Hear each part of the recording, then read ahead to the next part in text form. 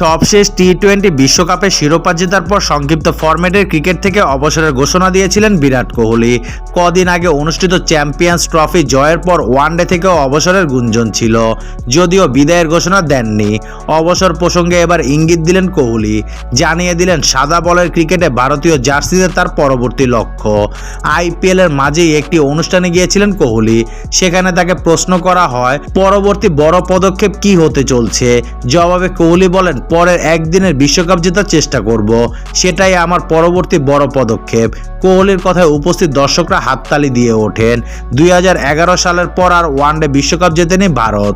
মাঝে 2015 ও 2019 সালে সেমিফাইনালে গিয়ে হারতে হয়েছে। 2023 সালে ভারতের মাটিতে বিশ্বকাপ জেতার বড় সুযোগ ছিল ভারতের। টানা 10 ম্যাচ জিতে ফাইনালে ওঠে অস্ট্রেলিয়ার কাছে হারতে হয়েছে কোহলিদের। হারের ধাক্কায় মাঠেই কেঁদে ফেলেছিলেন কোহলি। পরের 2 বছরে 2টি আইসিসি ট্রফি হয়তো সেই ক্ষতে কিছুটা হলেও প্রলেপ দিয়েছে।